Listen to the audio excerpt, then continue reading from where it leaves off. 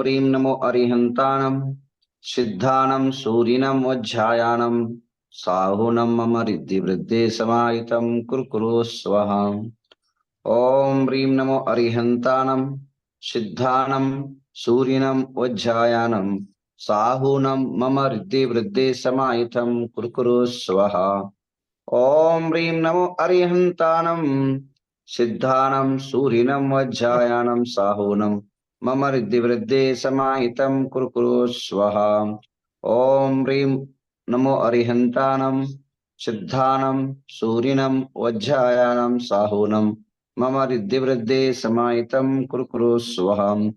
ॐ ह्रीं नमो अरिहन्ताणं सिद्धानं सूरिनं वज्झायानं साहुनं मम रिद्धिवृद्धे समाहितं कुरु स्वाहा। ॐ ह्रीं नमो अरिहन्ताणं सिद्धानं सूरिनं वज्झायानं साहुनं मम रिद्धिवृद्धे समाहितं कुरु स्वाहा। ॐ ह्रीं नमो अरिहन्ताणं सिद्धानं सूरिनं वज्झायानं साहुनं मम रिद्धिवृद्धे समाहितं कुरु स्वाहा। ॐ ह्रीं नमो अरिहन्ताणं सिद्धानं सूरिनं वज्झायानं साहुनं मम रिद्धिवृद्धे समाहितं कुरु स्वाहा। मंगलम भगवान वीरो मंगलम गौतमो गणी मंगलम कुंद कुंदाध्यो जैन धर्मस्तु मंगलम।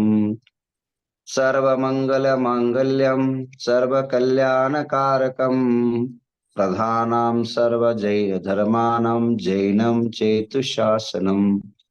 विश्व प्रभु महावीर प्रभु को वंदन करते हुए, आदि युग प्रवर्ता आदिनाथ प्रभु के चरणों में वंदन करते हुए आज की व्याख्या भक्तामृत पर आप सुनेंगे। सरलता से सहजता से इसकी व्याख्या सुने, और कोई क्वेश्चन हो बाद में क्वेश्चन आंसर आपको रखेंगे। आपके मन में कोई डाउट हो, कोई संदेह हो तो जरूर उसका हम निराकरण करके जाएंगे। सबसे पहली बात, भक्तामृत क्या है और क्यों उत्पन्न हुआ। हर चीज को जो है कारण होता है, बिना कारण के कार्य नहीं होता है। जैसे आपको भूख लगी तो भोजन आ जाता है, या भोजन बनाना पड़ता है, या भोजन खाना पड़ता है। बिना भूख के आप भोजन की तरफ नहीं देख सकते हैं, बिना भूख के आप भोजन नहीं बनाओ, और भूख हो तो ही जो है भोजन की तरफ अपना जीवन आकर्षित होता है, दिल दिमाग उधर जाता है, अन्यथा। तो भक्तामर जब स्तोत्र निर्माण हुआ, एक संकट की जनधर्म पर घड़ी थी।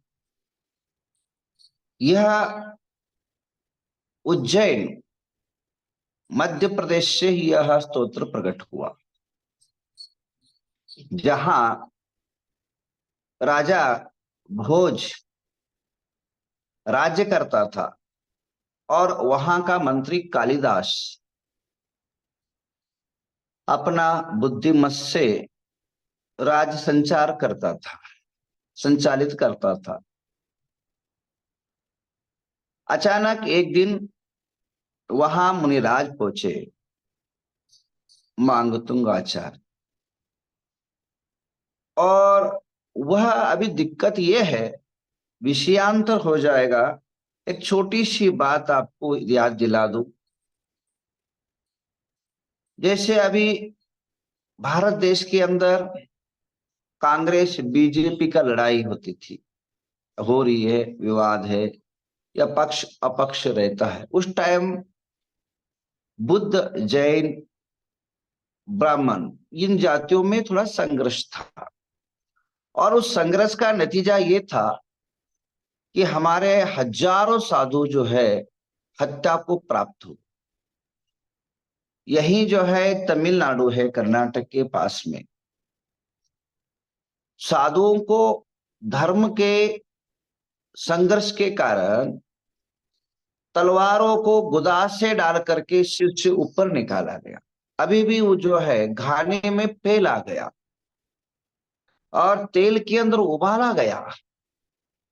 इस प्रकार के धार्मिकता के परिवर्तन के अभी लव जहाज जैसे प्रकरण घटते हैं। उस टाइम राजा होते, राजा अचानक दूसरा रहता था, तो तमिलनाडु में लाखों समाज थी, जैन समाज पूर्णतः समाप्त को प्राप्त हो गई। गिने चुने बच्चे हैं, पता नहीं कैसे बच गए वो लोग।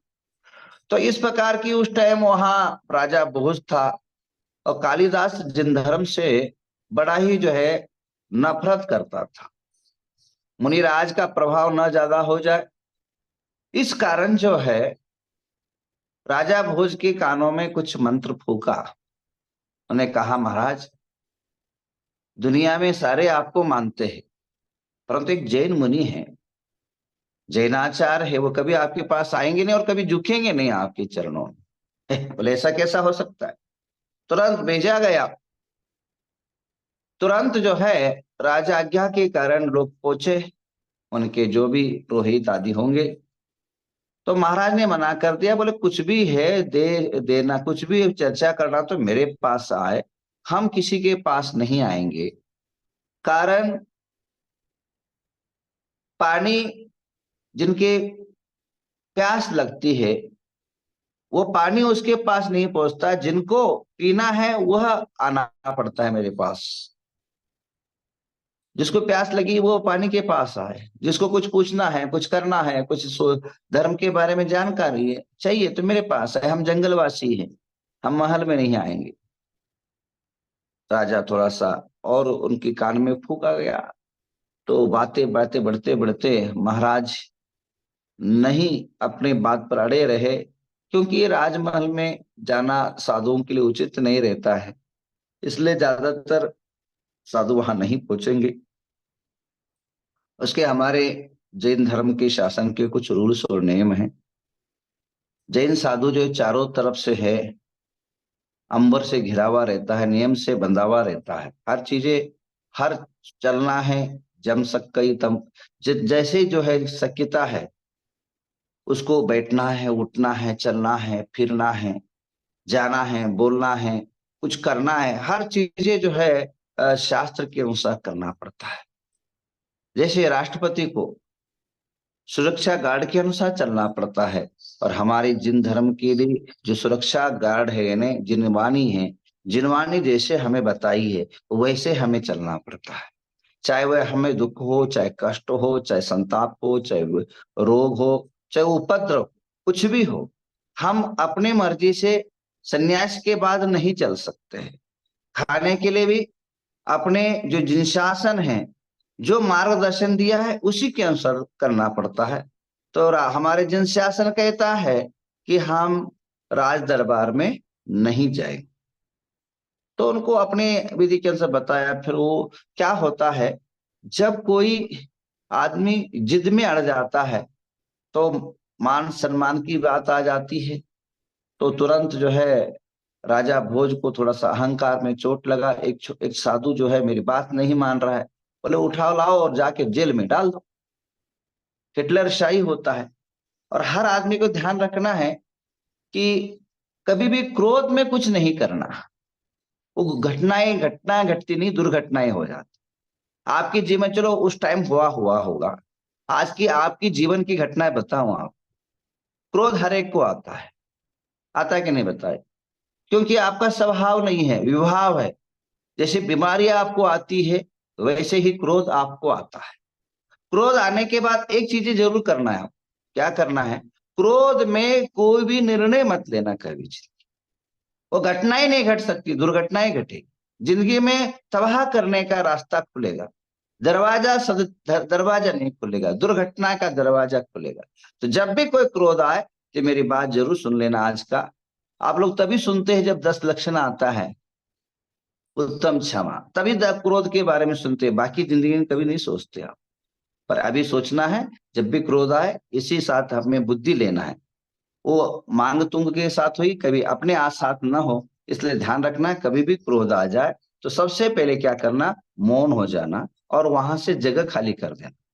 पति पत्नी की लड़ाई हो रही, बेटे बाप की लड़ाई हो रही हो, तो उस टाइम कोई भी निर्णय नहीं लेना। और कुछ भी निर्णय के, कुछ ही कार्य के लिए अगर निर्णय हो रहा भाई बेटा, एक 8 दिन के बाद बात करते हैं, तो आप उसको टाल करके, माहौल बदल जाएगा, जीवन सुधर जाएगा। अब मांग तुंग महाराज को ऐसे जगह डाल दिया, 48 ताला के बीच में डाल दिया।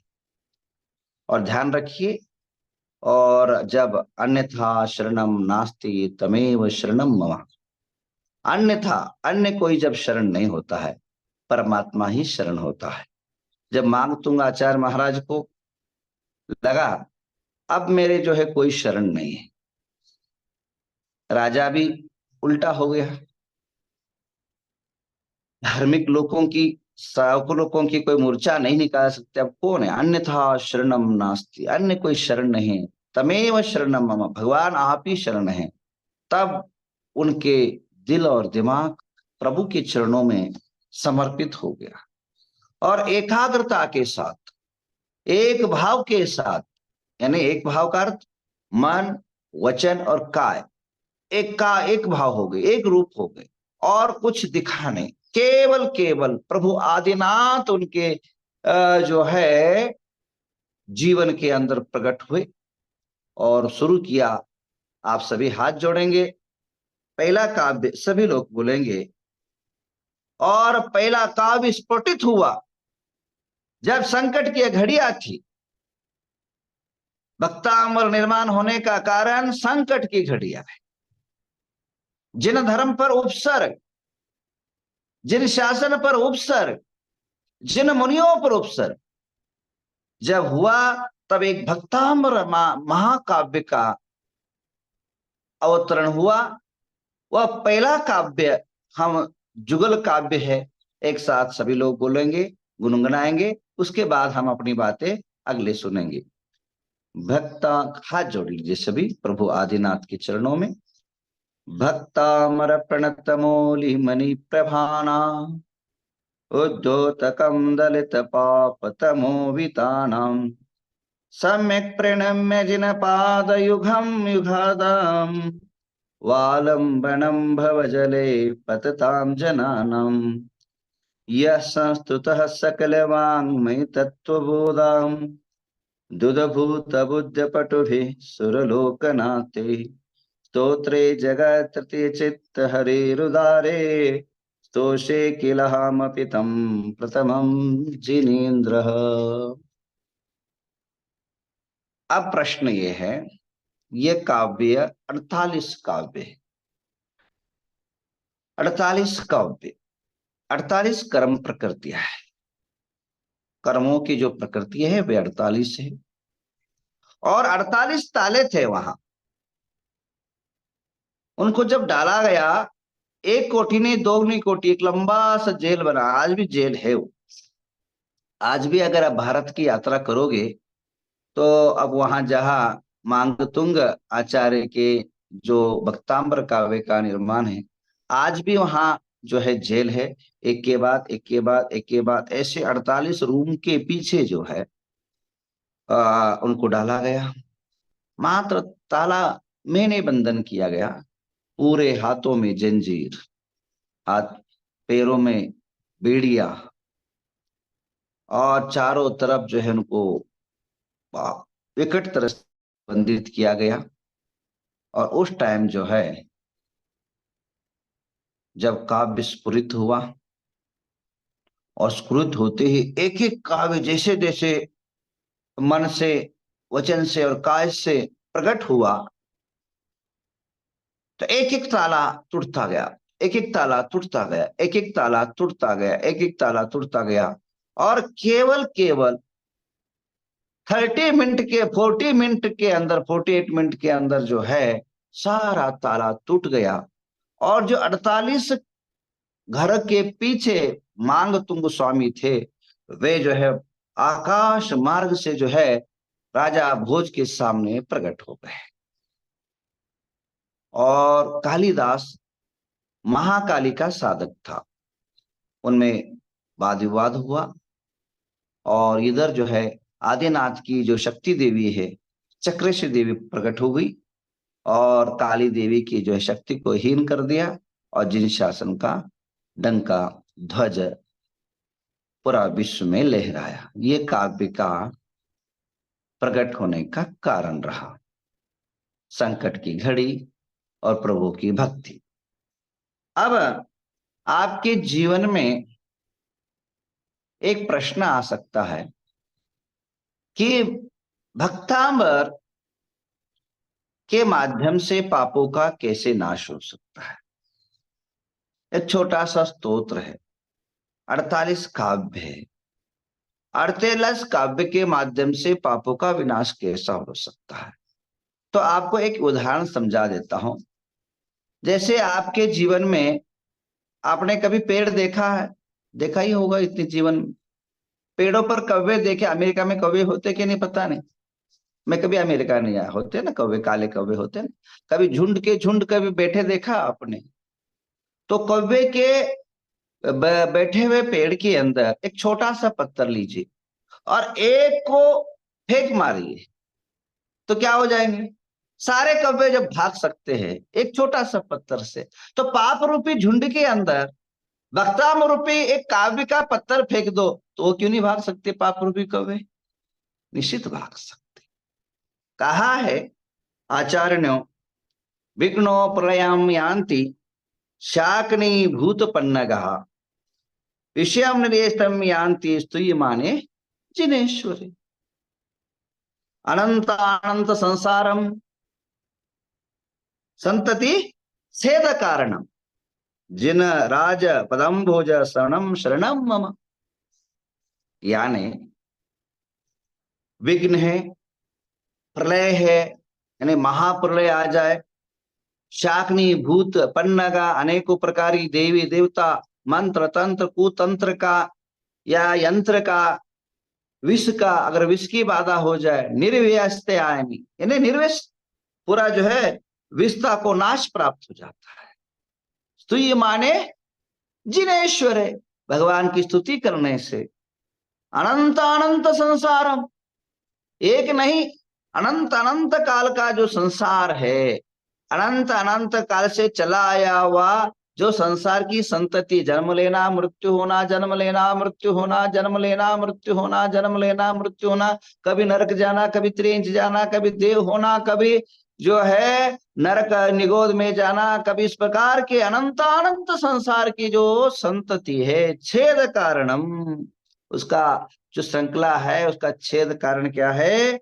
जिन राज यानी प्रभु, जिनों के राजा, जितेंद्रिय अरहंत भगवान के जो समन करता है, शरणम ममः, प्रभु के शरण में जो जाता है उसके सारे जो है पाप, दुख, संताप, कष्ट, रोग, विघ्न, अशांति, दुख, दारिद्र्य समाप्त हो जाते हैं। जैसे पेड़ पर बैठे कौवे को अगर पत्थर फेंक दिया जाए, तो ये बात समझ गए। दूसरी बात, ये तो हुआ हमारे धार्मिक सिद्धांतों के अनुसार। साइंटिफिक आपको बताऊं, साइंटिफिक क्या होता है, साइंस के अनुसार मनुष्य जो है, जब आप देखिए कभी भी वक्तांबर या खुद पढ़िए, और या कहीं घर के अंदर, अभी हमारा विधान चल रहा है, देखिए अभी अभी विधान शुरू हो गया है, डेली 48 दिन तक हम इसलिए इसका सब्जेक्ट ले रहे हैं। नवग्रह तीर्थ में 48 दिन डेली भक्तामर का अनुष्ठान चल रहा है, डेली विधान होता है। और आज जो है 7 तारीख को पूर्णा होती है, लास्ट है। अगर आपके समय मिला, भारत के समय का अभी चल रहा है, अभी 7 बजे चलता, आपको पता नहीं कितना बजे वहां का इंडिया का बनता है, तो यहाँ 7 बजे शुरू हो जाता है। तो वो लगाने के बाद मन और एकदम शांत और वातावरण शुद्ध होता है। अब देखिए मन के अंदर जब प्रसन्नता होती है तो रोग ऐसे भाग जाते हैं। सबसे पहला रोग का मेन कारणीभूत है मानसिक रोग। रोग जो है 3 प्रकार के होते हैं, शारीरिक रोग, मानसिक रोग और पारिवारिक। अगर मन अगर अस्वच्छ है, अगर बुखार भी आया है और मन अगर संकलित नहीं हुआ, मन अगर विचलित नहीं हुआ, तो रोगों का जो है प्रभाव आपके देह में टिकता नहीं। आपको डॉक्टर भी क्या बोलते हैं, थोड़ा धैर्य रखो, थोड़ा सा धैर्य रखो, हाँ थोड़ा सा शांति रखो। शांति कब आ सकती है, जब अच्छी तरह आप सुन सकते हैं, अच्छी तरह बोल सकते हैं, अच्छी तरह विचार कर सकते हैं, तब शांति। तो भक्तामृत जब आप सुनोगे तो ऑटोमेटिक शांति होती अब एक काम करिए, जब आप कहीं आपके जाते हैं ना, एक जगह से दूसरे जगह गाड़ी से प्रवास करते हैं ना, आपको प्रैक्टिकल आपको क्या क्या कर सकते हैं अपने जीवन में बताओ। जैसे कहीं 200 किलोमीटर जाना है, कहीं टूर में जाना है, तो पिक्चर गाने पीने आप लगा के जाते हैं। थोड़ा सा आप आज से एक काम करिए, चलो बाद में कर लेना। आज से एक काम करिए, जब भी गाड़ी स्टार्ट करे तो भक्तामर का वहां उसके अंदर शुरू करिए। और भक्तांबर शुरू कर करके आपका जब तक 48 मिनट 30 मिनट तक जो है, 30 मिनट किसी का जैसे जैसे उसके स्वांग होगा, वो 48 50 मिनट अलग अलग लोगों का अलग है। तो एक जो है 30 मिनट जो है सबसे पहला भक्तांबर का काव्य आपके इसके अंदर क्या, गाड़ी के अंदर बजाते हुए सुनाते जाइए। देखिए आपको एक्सीडेंट का भय नहीं हो, बहुत शांति से आपका आपको एक एनर्जी प्राप्त होगा। आज से प्रयोग करिए, अभी से प्रयोग करिए। शुभस्य शीघ्रम, शुभ कार्य जो है शीघ्रता से करना। कहीं भी टूर जाना है तो सबसे पहले क्या करना है, सबसे पहले क्या करना है, गाड़ी स्टार्ट होती भक्तांबर का काव्य स्टार्ट होना चाहिए। विघ्नों का प्रलय में आंते, विघ्नों का ऑटोमेटिक ना प्रलय हो जाए। केवल पढ़ने से पर्याप्त नहीं है। आपने कितनी बार सुना होगा इस श्लोक को, विघ्नो प्रलयान्ति, है ना। दर्शनम देव देवस्य, दर्शनम पापनाश। पाप के उदय से तो दुर्घटनाएं घटनाएं घटती ना, रोग आदाय व्याधि जो है पाप के कारण होता है। दर्शनम देव देवस्य दर्शनम पाप नाशना। जब दर्शन के माध्यम से पापों का नाश हो सकता है, तो दर्शन के श्रवण के माध्यम से पापों का कैसे नाश नहीं हो सकता। तो प्रैक्टिकल के अंदर आप करिए। आज के बाद जब भी, एक पहला प्रयोग बता रहा हूं, आज के बाद जब भी गाड़ी स्टार्ट करें, चाहे वो बिजनेस के पर्पज के लिए जाइए, चाहे वो आप अन्य के कार्य के लिए जाइए, या यात्रा के लिए जाइए, या शायद कुछ भी XYZ टूर के लिए जा रहे हैं, कहीं भी जा रहे हैं, गाड़ी स्टार्ट होती ही पहली बार आप क्या करें, ये बख्तामर शुरू करे। एक 10 मिनट 5 मिनट ही जाना है कहीं भी, जब आप सुबह पहली बार जब गाड़ी स्टार्ट करे तो बख्तामर जरूर लगाए। अब आपके प्रश्न आ सकता है कि भक्तामर क्या गाड़ी में लगा सकते हैं, क्या वो अशुद्ध अवस्था में लगा सकते हैं।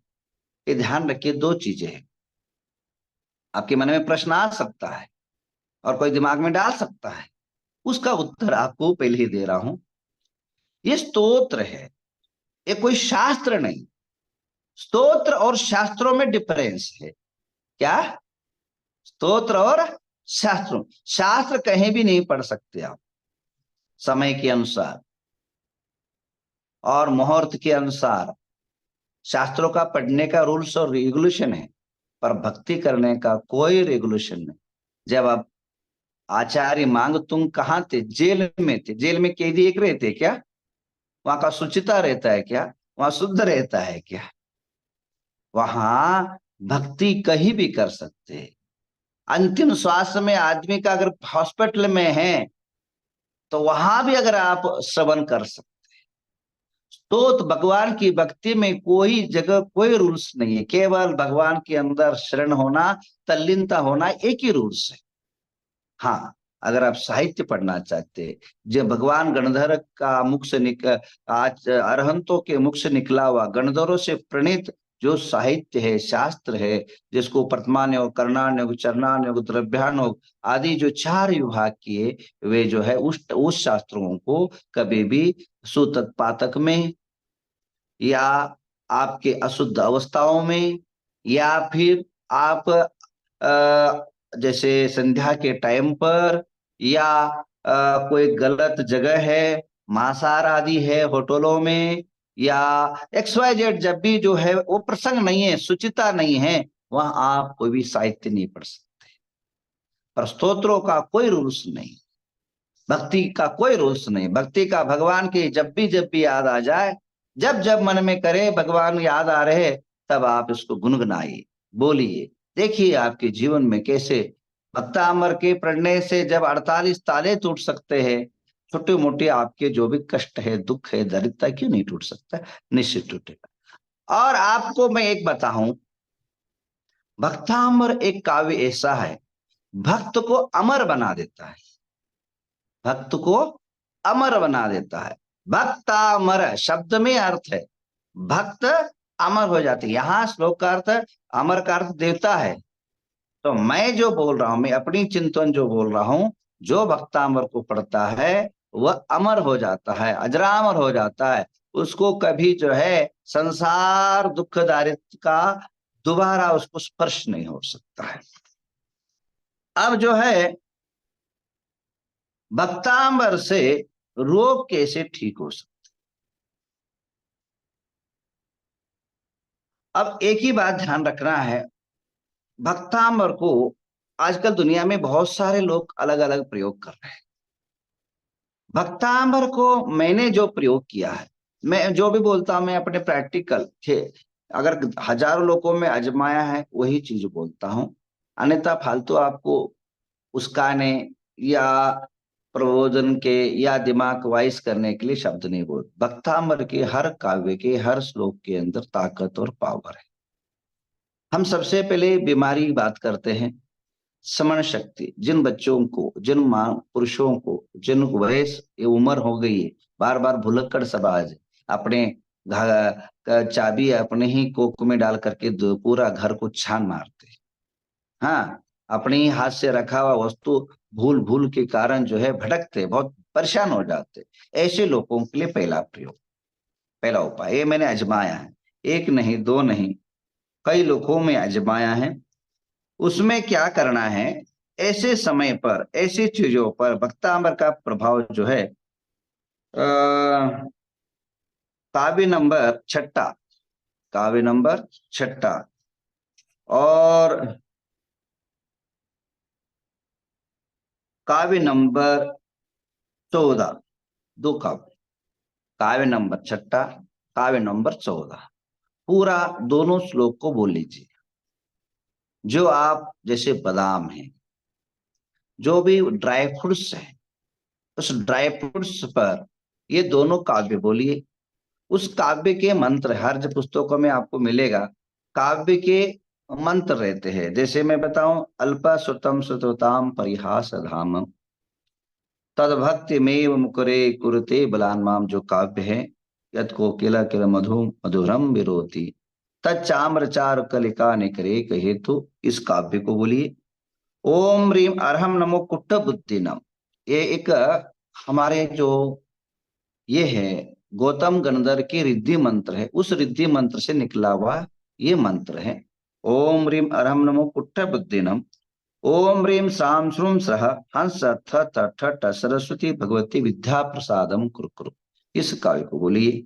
और दूसरा है संपूर्ण मंडल शशांक कला कलाप सुब्रहा गुणास्त्रिभुवनम तवलंगयन्ति ये संसिता त्रिजगदीश्वर नाथमेकम कस्ता निवारेति संचितो यथेष्टम, इस काव्य को बोलिए। उसके बाद ओम रीम अरहम नमो विपुल मदीनम, ओम नमो भगवती गुणवती महामानसी स्वाहा, ये 64 रागिनी देवी है, उसका ये काव्य का मंत्र है। तो इन दोनों को बोल करके, एक को बोल करके आपको टाइम के अनुसार कम से कम इसको बोलना है, कम से कम आपको 11 बार बोलना है। आप अपने बच्चों को बादाम ड्राई फ्रूट्स में मंत्रा करके दीजिए और 48 दिन के बाद उसकी बुद्धि का टेस्ट करिए, उसकी धारणा का टेस्ट करिए, देखिए आपके कितने अंतर आए, बहुत अंतर।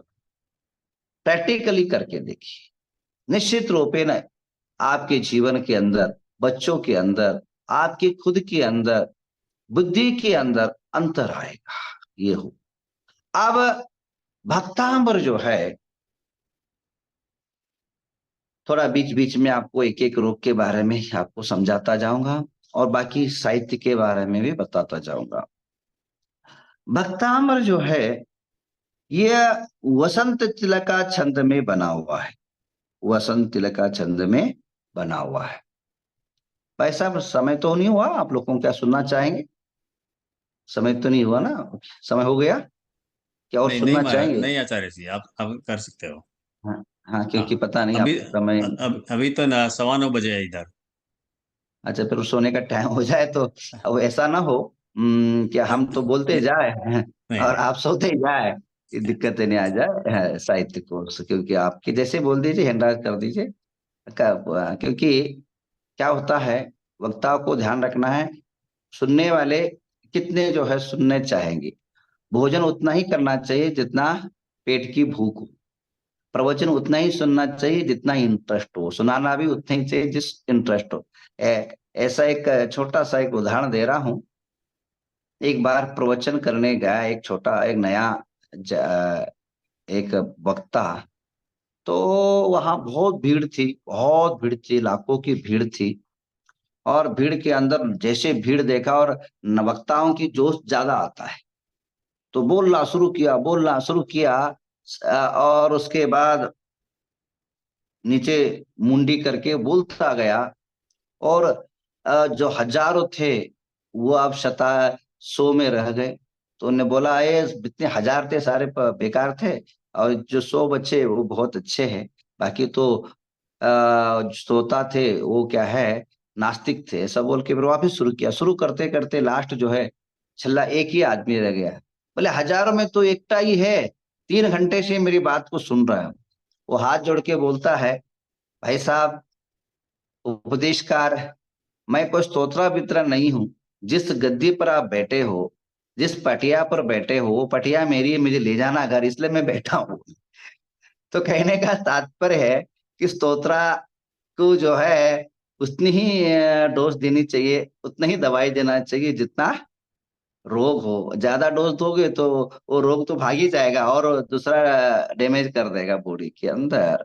तो आइए, तो आपकी जितनी अकुलता ना हो तो उतना ही सुन लेना, फिर दोबारा दूसरा दिन सुना देंगे। बहुत बड़ी काव्य, 48 काव्य के अभी छोटा सा शुरू हो गया, क्योंकि 650 लगभग हो गए।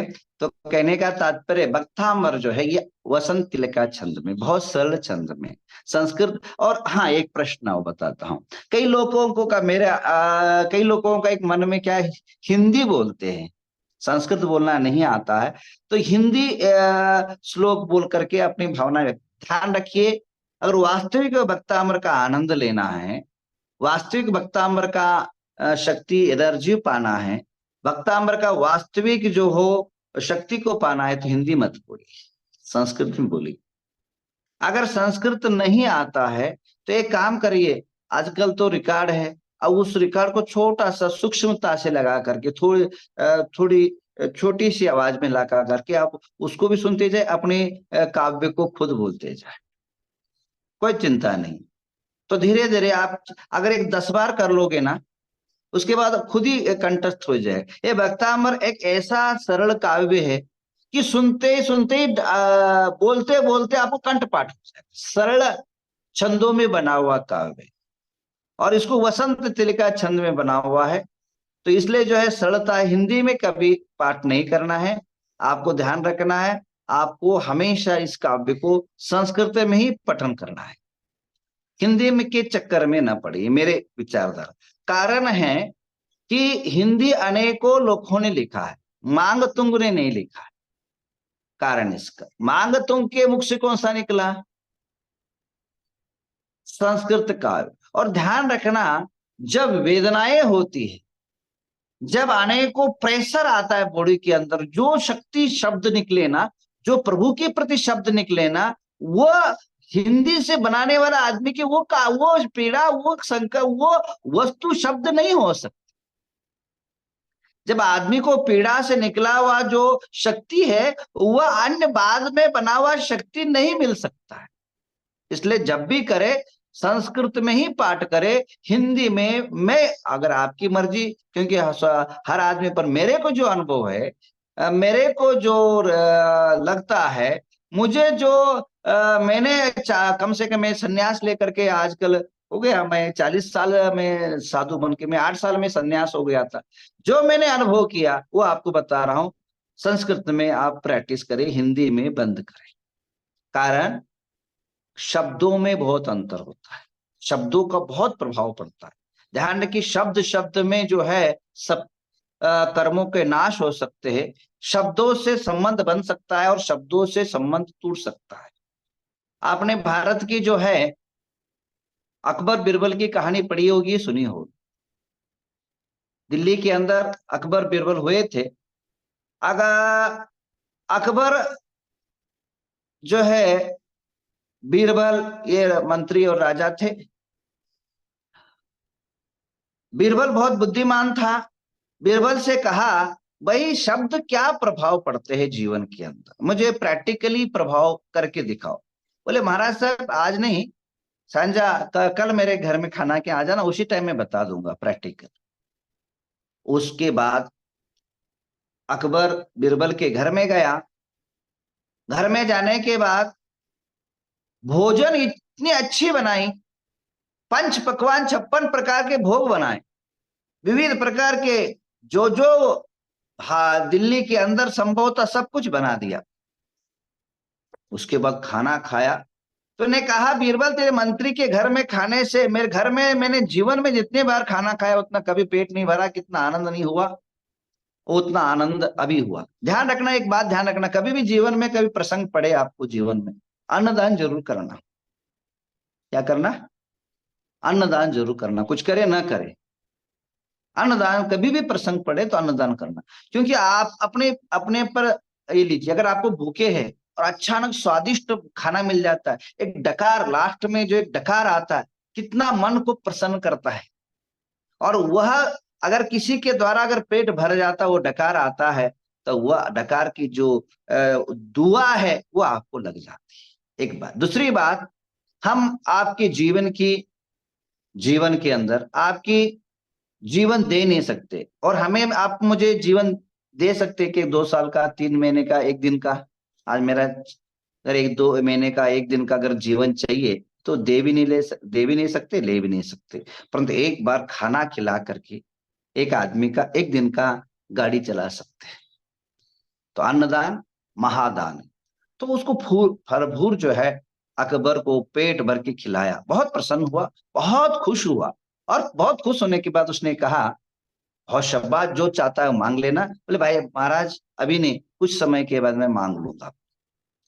बाहर बैठे पान सुपारी खा रहे थे। ध्यान रखना, जब भी खाना हो जाए थोड़ा सा सौंफ जरूर खाना। सौंफ होता ना, ये पचन क्रिया के लिए बहुत अच्छी थी। खाने के बाद थोड़ा सा जल्दी पानी मत पीना। आप लोगों को तो रूल्स रहता है, हमारा रूल्स क्या होता है कि एक जो भी खड़े हो जाए उससे, परंतु आपका तो कोई रूल्स नहीं ना। खाने के बाद तुरंत पानी मत पीना, कुछ समय के बाद पीना, जितना हो सके थोड़ा सा खाना खाने के बाद में पानी पीना। थोड़ा बैठ करके वो साथ जो भी ये क्या बोलते हैं स्वादिष्ट पदार्थ खाते बैठा। तब जो है उसकी पत्नी क्या कर रही थी, जहां अकबर बैठा था वहां पानी छिड़क रही थी और वो पोछा लगा रही थी। बोले ऐसे क्यों पानी छिड़क रही है? बोले ऐसे पानी छिड़क रही क्यों? बोले एक बदमाश चमार जो है यहाँ बैठा है, उसकी उससे कारण यहाँ जगह अशुद्ध हुई है, उसको शुद्धिकरण कर रहा हूं। क्या बोला? यहाँ एक कोई बदमाश चमार जो बैठा था, उसकी जगह को मैं शुद्धि कर रही। तो कौन बैठा था? अकबर बैठा था। और उसको ही ऐसे उत्तर दिया तो क्या हुआ आप जानते हो? राजा, योगी, पानी, ये इनकी कब दिमाग फिर जाए पता नहीं। तो बोले मेरे को चमार बोल रही है। तो गुस्सा आया, उठाया तलवार और मारने पहुंचा। बोले मैं ऐसा हूं? वो खाना का आनंद, वो खाने का वो जो भी स्तुति कर रहा था, वो क्या हुआ? वो सारा चला गया। एक शब्द ने उसकी भावना को बिगाड़ दिया, एक शब्द ने वातावरण बिगाड़ दिया, एक शब्द ने उसको चमार शब्द ने उसकी वहां की जो भी बनाया हुआ 56 भोग की मेहनत पानी में हो गया ना। घरों में आपने बहुत मेहनत से बनाया और थोड़े से एक शब्दों में घरों में लड़ाई होती है। आपने प्रैक्टिकल में सोचो ना। हाँ, आपके बहुत अच्छा बनाया और बहुत अच्छा बनाया और कोई शब्द बोलते बोलते कोई शब्द बोल दो तो घर का वातावरण कैसा हो जाता है? वो सारे बना बना बाजू में धर जाता है ना। तो कहने का तात्पर्य ये है। तो राजा मन बीरबल ने हाथ जोड़ के प्रार्थना किया, महाराज आपने बोला था ना खाने जो भी आप वर दोगे तो आप वर दो भाई, कुछ नहीं करोगे। हाँ तो फिर तो उसने समझाया, मैं कोई ऐसा जानबूझ के नहीं बोला, आपको बताया शब्दों का क्या प्रभाव पड़ता है। तो ये जो शब्दों का प्रभाव एक रिलेशन जोड़ भी सकता है और एक शब्दों के प्रभाव से रिलेशन टूट भी सकते हैं। परिवार संगठित हो सकती है शब्दों के माध्यम से, और शब्दों के माध्यम से परिवार टूट भी सकती है। तो कहने का तात्पर्य मेरा ये है कि इस जो भक्तामर के जो काव्य शब्द है उसके अंदर अनंत ऊर्जा है। एक एक काव्य के एक एक अक्षर पर हम आपको व्याख्या कर सकते हैं, पर समय नहीं है। एक एक काव्य का एक एक, अगर मैंने भक्तांबर कम से कम 100 प्रवचन दिए एक ही काव्य पर। तो कहने का तात्पर्य है कि जब भी आप पढ़े तो संस्कृत शब्दों का ही उच्चारण करें, हिंदी का ना। क्योंकि भक्तांबर का जो मुख्य जो काव्य है वो हिंदी नहीं है, संस्कृत है। इसको बार बार आपको याद दिला रहा हूं। एक बात। दूसरी बात, भक्तांबर जो है, जब भी कोई आदमी आज ही प्रयोग करे, अभी प्रयोग कर सकते हैं। कोई बहुत जो है वेदना से पीड़ित है, शारीरिक पीड़ित हो, सिर दर्द हो रहा हो, छोटा सा, आप तो बाकी चीजें जानते नहीं है, थोड़ा सा सिर किसी को बहुत जड़ हो रहा हो, बहुत दर्द हो रहा हो, तो आप, याद है तो ठीक है, नहीं याद है तो थोड़ा सा भक्तामर का थोड़ा सा मंदी आवाज से रिकॉर्ड शुरू करें। और आपका हाथ, ये जो हाथ है ना, दोनों हाथ, इसको क्या बोलते हैं? हाथी बोलते हैं ना इसको, ना क्या बोलते हैं? हाथी, हथेला बोलते हैं ना इसको। यहाँ थोड़ा सा चूट मारे, थोड़ा सा चूट ले, क्या बोलते हैं आपकी गुजरात में हिंदी, थोड़ा सा इसको यहाँ प्रेशर कर ले, इसको यहाँ ये सेंटर में इसको थोड़ा सा चूट ले, और इधर भी चूट ले, और इस प्रकार लंबा सा हाथ करे, दिखता नहीं, ऐसे लंबा हाथ करके धीरे ऐसे ऐसे सामने लाए, ऐसा ऐसा लाए। और एक एक जैसे जैसे धीरे धीरे करोगे तो इसके दोनों के अंदर हाथों पे वाइब्रेशन होगा, और भक्तामृत का काव्य का जो है शक्ति, एनर्जी इसमें आएगी। और जहां दर्द हो रहा हो यहाँ ऐसे लगा दीजिए, और आपको आता हो तो भक्तांबर मन मन के अंदर बोलते जाइए। देखिए, केवल केवल भक्तांबर के 15 काव्य होने के बाद आपका सिर दर्द छू मंत्र हो जाएगा। ज्यादा आवश्यकता ही नहीं। एक वो कर सकते हैं। बहुत, जिसको कैंसर हो रहा है, एक कैंसर हुआ है, कैंसर आजकल बहुत दिक्कतें है। आज आप लोग सभी दिख रहे, सभी रिटायरमेंट ज्यादा लोग दिख रहे हैं। आप लोग तो बहुत बड़े 60-70 साल की सबकी उम्र दिख रही है। 50 जितने भी मैं दिख रहा हूँ, जो भी लोगों के चेहरा देख रहा हूँ, सारे जो है 40 के ऊपर के हैं। आपके बड़े भाग्य, सौभाग्यशाली है जो पिछले भारत के या पिछले समय आप जन्म लिए। अब आने वाला समय ऐसा है, बहुत कठिन समय है, बहुत संकट की घड़ी है, ध्यान रखना। आपके बच्चों को भी होशियार कर देना है। ये कोई घबराने की बात नहीं है, कि हर एक दिल दिमाग के अंदर सोचने की समय। पहले जमाने में 100 गांव में एक आदमी जो है शुगर वाला मिलता था। 100 गांव में एक शुगर वाला मिलता था। आज एक घर छोड़ करके एक घर में जो है शुगर वाला पेशेंट है। पहले जो है कभी कभार किसी देश में कोई हार्ट अटैक होता था, बड़ा बवाल बन जाता था। आज हर एक गली के अंदर एक हार्ट अटैक का पेशेंट है। पहले जमाने के अंदर कैंसर के पेशेंट कभी कभार कोई ना कोई मिलता था। आज हर एक गांव में 10 पेशेंट मिल रहे। ये तो अभी की बात है। आज लिख लीजिए, भले ही नोट कर लीजिए मेरी भविष्यवाणी, आप ये कर लीजिए। ये वातावरण इतना प्रदूषित हो चुका है, खाना इतना दूषित हो चुका है, खान पान इतना बिगड़ चुका है, और वातावरण की तापमान आदि इतना भयंकर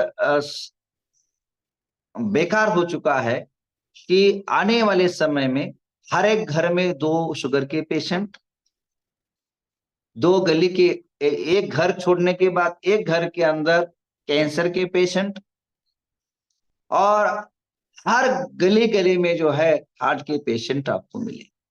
और जो असाध्य रोग है, रोग प्रकार 2 प्रकार के होते हैं, साध्य रोग और असाध्य, जो जा नहीं पाए। तो इसलिए हमें जो है सुबह उठते ही भक्ताम्र का सहारा शरण में जाना है। अन्यथा शरणम नास्ति तमेव शरणम मम। जब संसार के अंदर कोई शरण नहीं होता है, तब जिन शरण में जाना है, इसको श्लोक को चरित्रार्थ करना है। क्यों बताइए, आपको जीवन में बता दूं।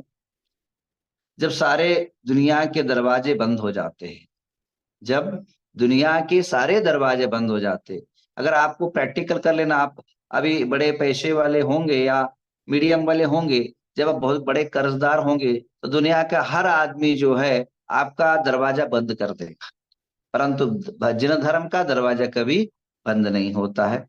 तो आप जो है इस भक्तामृत के काव्य के शरण में जाइए, आप सुरक्षित रहेंगे।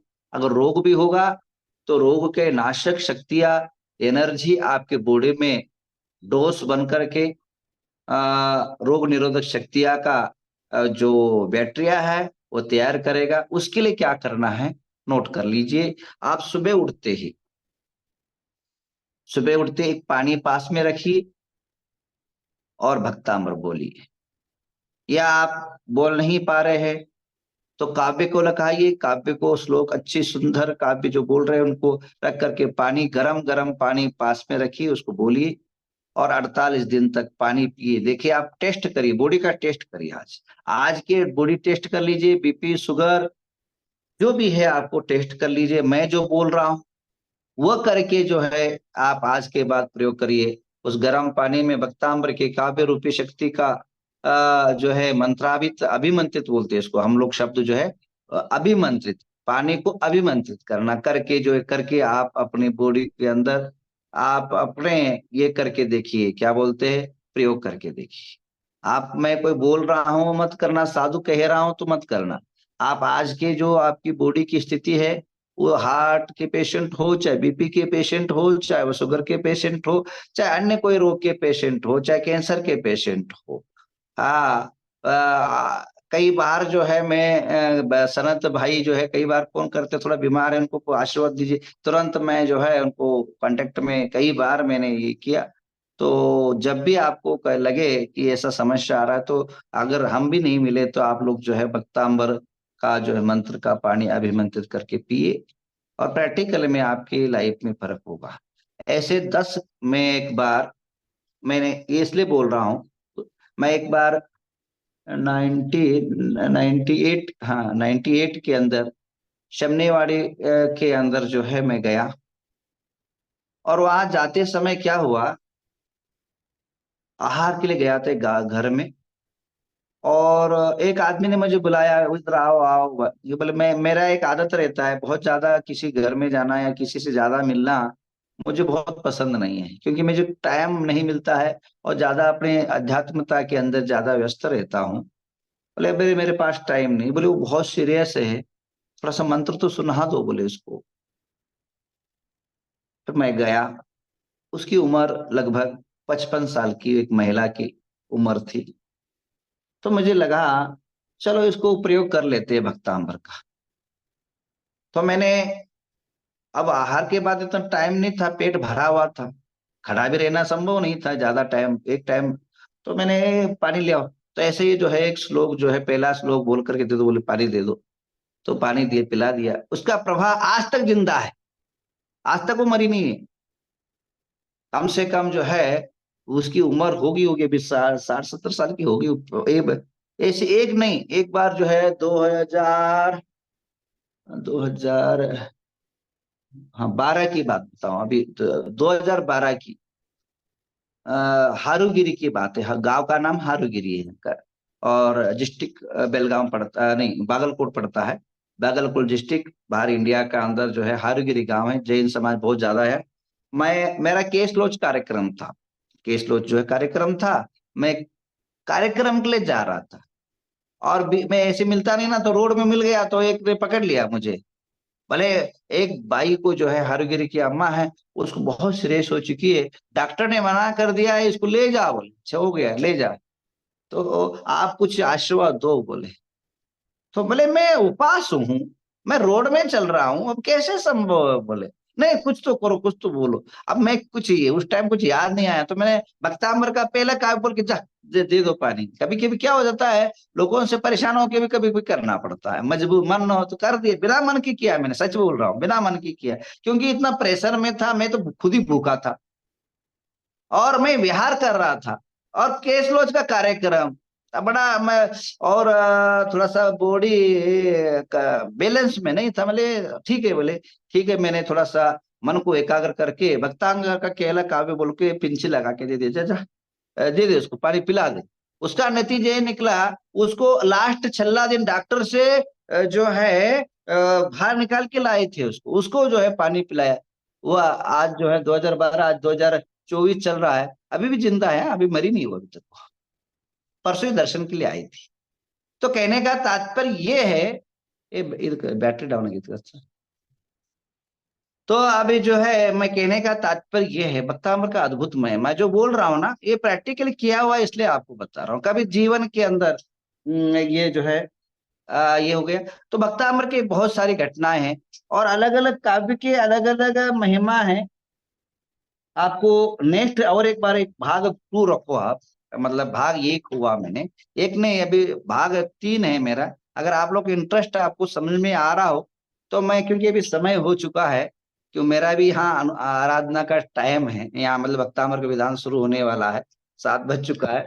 आप सुनने के इंटरेस्ट मैं चाहूंगा सनत भाई से, अगर आप लोग इंटरेस्टेड है इसी बार को आगे और एक भाग में सुनना चाहेंगे कि भक्तामृत को हम परिवार के अंदर एकता रहे, शांति रहे, तो हम इसको कैसे सुने, ऐसे कैसे प्रयोग करें। जैसे मैंने 2 प्रयोग, 2 या 3 प्रयोग बताया, जैसे गाड़ी का प्रयोग बताया, पीने का पानी का बताया। तो घर के, क्योंकि आजकल क्या है, दुनिया के अंदर कोई कमी नहीं है।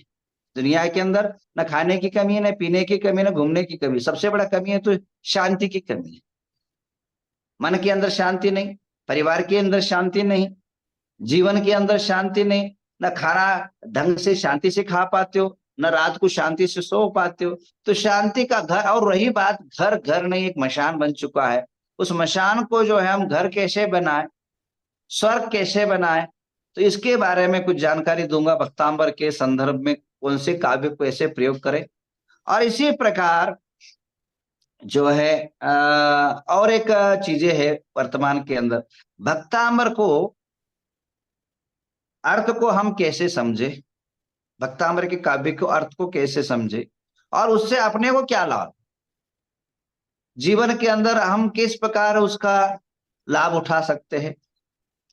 भक्तांबर काव्य जो है किस किस समय पर बोलना चाहिए, और कौन से समय पर बोलने से कौन सा कार्य की सिद्धि हो, नहीं समझे। हर एक कार्य अलग अलग होता है, समय का बहुत महत्व हो रहता है। देखो अभी हमारे यहाँ मॉर्निंग है और आपके यहाँ नाइट है ना।